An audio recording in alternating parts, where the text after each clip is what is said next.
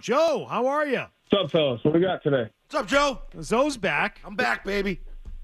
A little R&R? No, not this time, Joe. I'm gonna take some time off right before the playoffs ramp up for you guys. Nice. So I'm fully rested to go to games after that. Hey, it's great to have you back. We were struggling last week. Thanks, buddy. I know. I figured. Sorry about that. Yeah. Unbelievable. That's all right. Unbelievable. Well, you're not struggling. 6 in a row now, leading into tonight's game with Milwaukee. What's going so right for your team right now?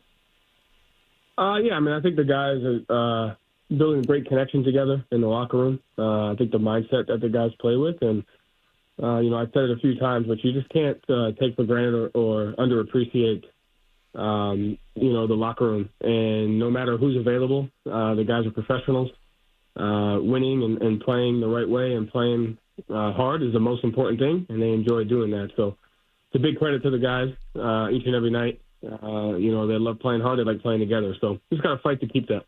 Joe, I'm looking at a headline here on the flagship station of the Celtics, NBC Sports Boston. Your games are on there each and every night, most of them at least. And there's a question: is there too much pressure on Jayson Tatum to win a title? Isn't that what it's all about, Joe? Getting the title? I don't think there's. I mean, is there pressure on all of us? Is there too Absolutely. much on Jay? No, this is specifically on Jayson.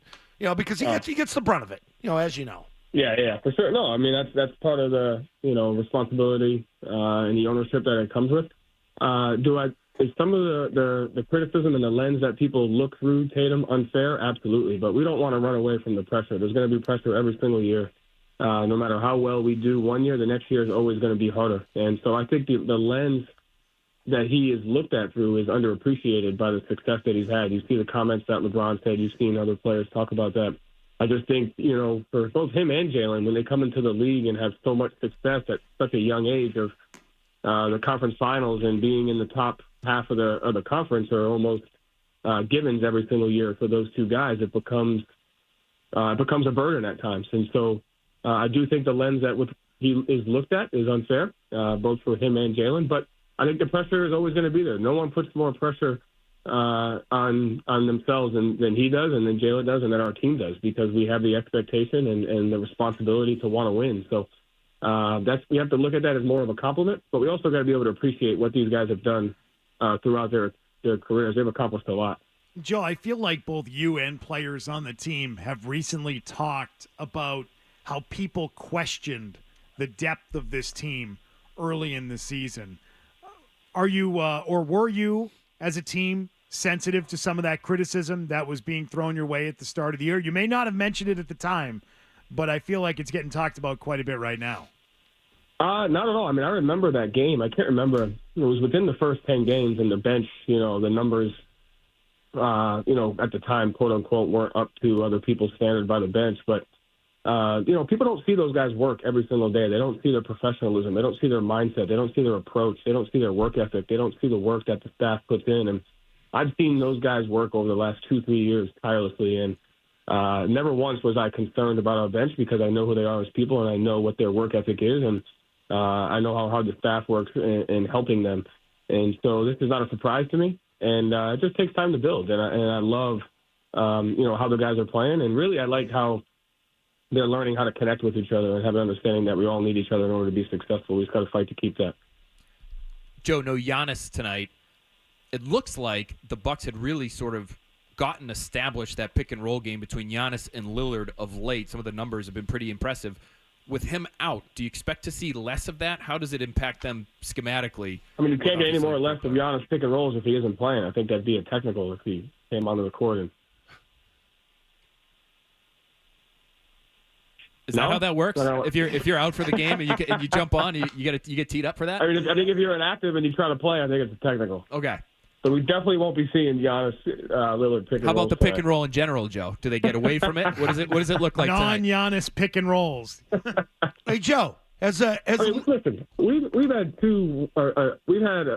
an episode and a half of way too serious conversations. We had to lighten it up somehow, I appreciate that. I was just trying to get at the basketball. No offense, it got awkward as hell right there for a minute. I know. So I'm glad we're now through that. I know. We don't want to get you all upset here. But, hey, has the league talked What to a great Joe? space to live in there, huh? Still no answer to That the awkward question. space? Still no answer to the No, question. listen, I think the interesting this Milwaukee team is really interesting, right? Because we play them twice in the beginning of the year, and usually you don't play a team early in the year and don't see them again for a while. And I think, in that space they were reinventing themselves. Obviously, they have a new coach, and then you look at they're kind of developing their identity. Like you look at them, and it's like, okay, that's who they are. They have their, like you said, they have their Giannis Lillard pick and rolls. They have their double big lineup with Portis and Lopez. They have Portis at the 5. You obviously know Lillard is capable no matter who he's playing with, and so you kind of like this time around playing them, they have a little bit of a different identity. So that presents some different challenges because it felt like we haven't really faced this type of team yet, and so I expect obviously heavy Lillard pick and rolls, which he's dynamic with it, whoever he plays with. But I think the thing that this team has changed from the beginning of the year is their role players. I think Bobby Portis in that second unit has really taken the ownership and the identity of like bringing it. And I think Lopez is shooting the ball better above the break than he has been. I think Beasley's defense has drastically improved. And I think, obviously with Middleton getting healthy is you can never forget about him. And then you got Pat Connaughton, who's always hit big-time shots. So I feel like this team is different than they have been the entire year, and they're really kind of fitting into their identity. Hey, Joe, is the you and Sam Cassell piss anybody off yet from blocking these shots on dead balls? I hope we piss everybody off. Is that a technical? If the coach comes off the bench? Say you put one in the third row. I don't think it's the rule, but I'm sure it will be in the next 24 to 48 hours. Is that because you anticipate blocking more shots tonight? Yes, he's not going to start. He's not going to change. I've been told I can't do that anymore. Oh, you have? By who? I can't say. That's got to be that's got to be a league thing. So it's got to be somebody above you to respect that because you can't do it anymore. Hey, I can't say. All I know is we won't be doing that anymore. Were you surprised at how pissed off Charles Barkley was Jesus. at you about this? He didn't seem happy about it. I didn't hear what he said. Oh, Chuck didn't seem happy about it. He's been going on rants. Yeah. Oh, really? Oh, yeah. About everything. That time of year. Chuck's got an he's opinion working on a everything. lot. He's He's gotta waiting for the work all playoffs, too. Yeah. Yeah. No, I mean, I didn't hear what he said, but like I said, we can laugh about it, but at the end of the day, I think you have small moments in your organization to set the temperature of what you want to be about. And, we did that last year, and dating back to that's an important thing for our team, the mindset that we try to bring, that we're going to bring it every day, that, we want our opponents to constantly be uncomfortable. We don't want to give them an edge at any point. And so I appreciate the players allowing us to be ourselves as a staff. I appreciate the staff buying into that. And, you feel like you get small moments to, set the temperature, and that was one of the ways. But, we built that, so. All right. Well, I guess we won't be seeing that anymore. There goes that. That's too bad. I thought it marked a change in sort of how coaches carry themselves, if that's the right way to put it. I know that kind of sounds weird, but, I feel like coaching, and it's a positive development in my mind, has gotten a little less formal. It's become a little more casual, which I think has been a good thing. Like, you don't have to wear the suits anymore. How much would it suck to have to wear a suit every night, Joe, coaching That'd this be team? awful. I mean, that'd be terrible. Like, we're going on this, 6-game road trip. Like, are you supposed to bring, 6 suits? Like, first of all, when did that even start, Like, I'm so glad we don't wear suits anymore. Yeah, I mean, 1950, it made sense. I don't know that it makes sense now. What are you wearing? And you had, the rolled-up box score, and you're slapping it across your hand, Yeah, right. I can see Pat Riley doing that. Why do you need any of that anymore, right? Football coaches You got ditched that a long time ago. Baseball managers wear the uniform technically, but they're more casual. Think it's what if you had to wear the uniform of your sport? Like, what if I was out there and you look like one of the players. I talked about this last week. Maybe you could wear a different color uniform, right? So if your team is wearing the green uniform on a given night, you wear the black or the white one, right? You wear something different, but it's still a uniform. Yeah, that's what it could be. Or you go with the headband, and you go the cutoff with the headband and an arm sleeve. Like if I have if I get tennis elbow. I like that. That look dope. I like it. Hockey needs to ditch it. Their guys are still wearing suits every night on the bench. Every night. It's gotta be uncomfortable. That didn't end that long ago because Brad was wearing suits when he first started here. And it was COVID. He looked like a high school COVID principal. bubble finally put an end to it. Yeah. And I thought I think you're right. I think the idea of I think the suits kind of put a separation between the coaches and the players. Like, at the end of the day, my number one job is, like, I'm no different than the players, and this is a players' league, and it's all about the players. And, like, we have to be able to connect on a certain level. And I think, that competitive mindset, that, like, understanding of, like, hey, we're out in the arena, we're on the court here together, and we got to keep our competitive edge, and we got to constantly find ways to get better. Like, I think there's small psychological things that can, like, distance the coach-player relationship, and I've always felt like the suits were one of them. Like, you're just on the sidelines getting yelled at by a guy in a suit.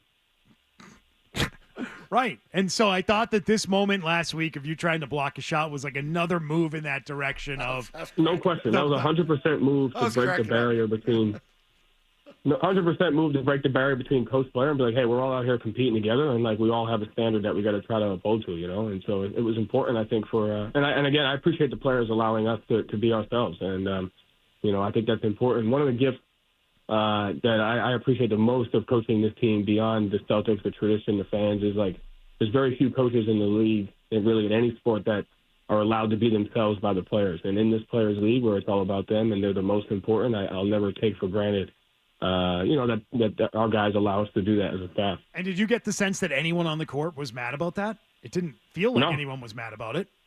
No. Just the other team, which is that's why I'm okay with it. That's why I'm okay with it. I'm like, all right, this is breaking down the coach-player barrier thing. Yeah, I wonder if any of the Suns players had threatened you bodily harm. That was basically what Barkley said the other night. He said, I would have knocked the hell out of him. I'm not going to lie. I'm always up to get knocked out. And, I think that's important, too. That's what Joe does in his free time. He tries to let people try and knock him out. That's true. Yes. Then all of a sudden somebody takes a swing and there's a judo move, then guy's on his back. That's his entertainment, man. That's where he likes to live in that space. Is it judo or jiu-jitsu? I mean, if you can't go through the day hoping you get knocked out, I don't know what are you doing? Joe, you keeping up on any of this Mike Tyson training? You watching Tyson train as he's getting ready to fight this Jake Paul? I haven't seen it. Oh, dude, I haven't seen any of it. He looks in great shape, but he's given up 30 years. How much for you to take a Mike Tyson punch in the face? I wouldn't do that. I remember that was for like $1 million. No, yeah, millions. You could die. You could die. You could die. I could have a brain aneurysm. And I don't say that to be funny. You could actually take the punch and die. Yeah. That's not worth $5 million. You wouldn't do it. Nah, well, do my kids get the money no matter what? No. I mean, do you have to survive? You have to survive. Yeah, you have to survive. I'd consider it. Yeah. For $5, you have to. You got to consider it. Yeah, no, as long as my kids still get the money, yeah. They can sell tickets. I'd have to consider it. $1 million is not enough. Oh, God. It isn't. Do I get to defend myself, or do I just have to have my chin out and take it? What does that even look like? Defend yourself. I just like, can I have a hand up? Can you get a hand up? Right. You can't walk in like Allen from a hangover. He's gonna punch you through the hand. Okay. All right. Right. Well, I didn't know if it was one of these slap contest situations where you're just standing at a table and the guy just rocks you in the face. No, you can defend yourself. You got to stay in the ring for a minute. 1 minute. Peter McNeely didn't make it. God, we're watching video of him right now. He still looks. He looks violent, Joe. He looks so violent. No, like how angry. old is he now? 57. He's 57 years old. Fighting a 27-year-old. He is going to kill the guy. He's going to Jake People Paul. are saying right? Jake Paul's going to win. I wouldn't put my money on him. No. I hope somebody pisses Tyson off bad right before the fight. I want to see that kid go down. I don't like it. I haven't seen any of that. I got to look at when that is. When is that? July. It's going to happen on Netflix. July. Yeah. Oh, wow. Yeah. All right, Joe. All right, Joe. Great All time. right, hey, Joe, thanks for bringing this show back to what it really is. Thanks, what buddy. it's all about. That's what I'm here for, Joe. Yeah, you got it, guys. Great to talk to you, Joe. You too, guys. Later. See you, buddy. Joe Mazzulla.